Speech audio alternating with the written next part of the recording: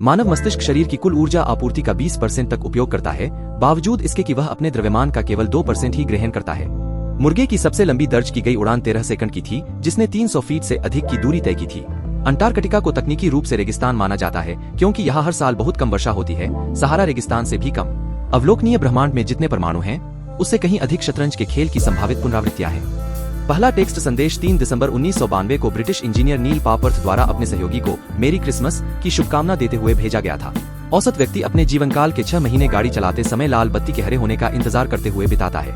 अंग्रेजी भाषा का सबसे लंबा शब्द 1,89,819 अक्षर लंबा है और यह प्रोटीन टिटिन का रासायनिक नाम है।